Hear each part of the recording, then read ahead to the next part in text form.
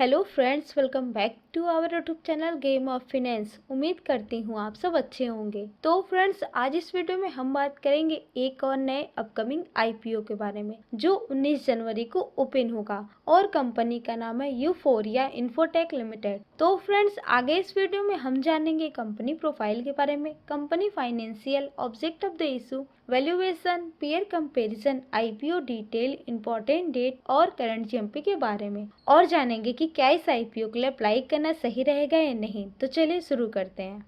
तो फ्रेंड्स, सबसे पहले बात करें कंपनी प्रोफाइल की, तो यूफोरिया इन्फोटेक लिमिटेड 2001 में स्टार्ट हुई थी और ये एक full stack IT service provide करने वाली कंपनी है जो वेस्ट बंगाल के कोलकाता से ऑपरेट करती है। ये company ERP, e commerce, internet of things, cloud based tool और डाटा मैनेजमेंट के लिए आईटी सर्विस ऑफर करती है। कंपनी के सॉल्यूशन को 5 कैटेगरी में डिवाइड किया जा सकता है: customise software, e commerce, IoT, artificial intelligence और मशीन लर्निंग।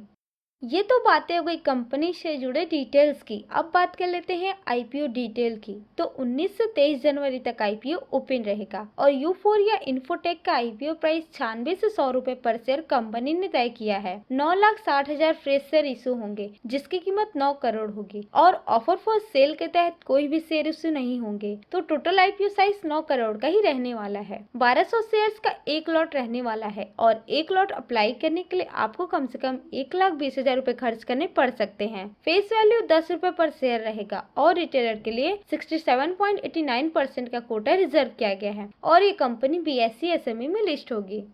और अब बात कर लेते हैं आईपीओ के इम्पोर्टेंट डेट की। तो 19 जनवरी को आईपीओ ओपन होगा और 23 जनवरी तक ओपन रहेगा अप्लाई करने के लिए। 24 जनवरी तक आईपीओ लॉट होने की उम्मीद है और जिन्हें आईपीओ लॉट नहीं हुआ होगा उन्हें 25 जनवरी तक रिफंड मिल जाएगा और सब कुछ तय डेट के मुताबिक रहा तो 25 जनवरी को ही डीमैट अकाउंट में शेयर क्रेडिट कर दिए जाएंगे और 29 जनवरी को आईपीओ लिस्ट हो जाएगा।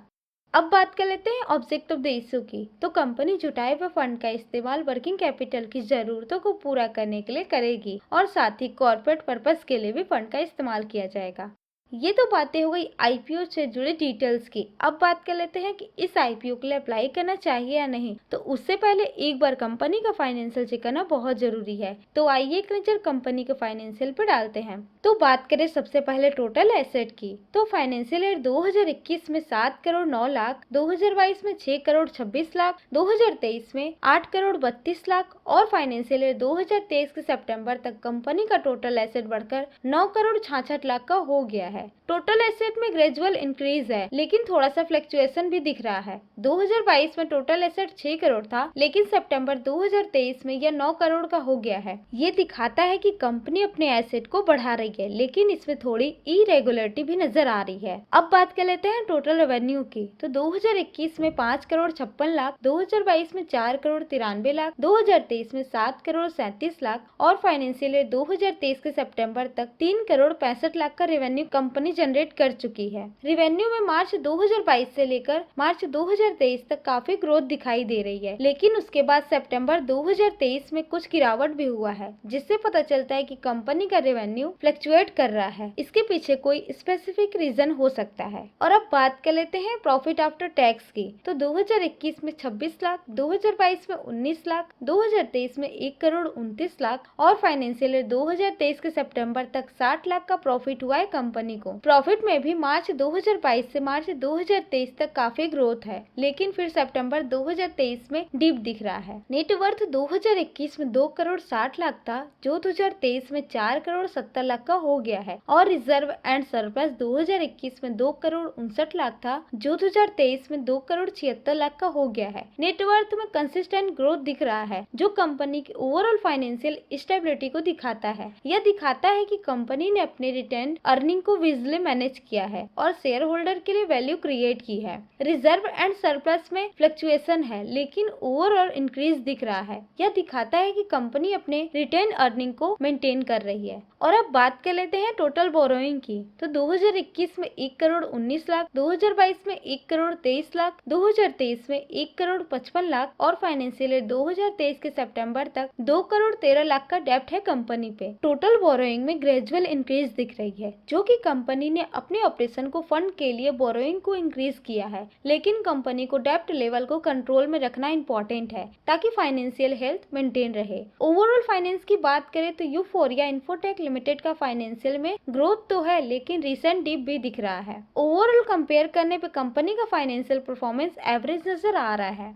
अब बात कर लेते हैं कंपनी की वैल्यूएशन की। तो अर्निंग पर शेयर 6.68 रुपए पर शेयर है और वहीं पीई रेशियो 14.37 से 14.97 रुपए के बीच निकल के आ रहा है और रिटर्न ऑन नेटवर्थ 31.62% है और नेट एसेट वैल्यू 21.12 का है। ओवरऑल कंपेयर करने पे यूफोरिया इंफोटेक का वैल्यूएशन ओवर वैल्यू नजर आ रहा है।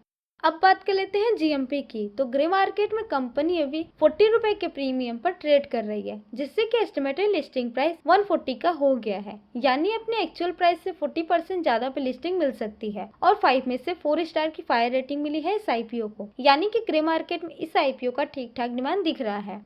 अब बात कर लेते हैं कि इस आईपीओ के लिए अप्लाई करना चाहिए या नहीं। तो Euphoria Infotech Limited West Bengal based company है, जिसका फाइनेंशियल परफॉर्मेंस कुछ खास नजर नहीं आ रहा और वैल्यूएशन भी हाई है, इसलिए मैं इस आईपीओ को अवॉइड करने वाली हूँ। वैसे आप क्या सोचते हैं इस आईपीओ के बारे में, हमें कमेंट करके जरूर बताएं। और आपको वीडियो पसंद आए तो वीडियो को लाइक करें और चैनल को सब्सक्राइब करके बेल आइकन को प्रेस कर दें और अपने दोस्तों के साथ शेयर करना ना भूलें। And thanks for watching.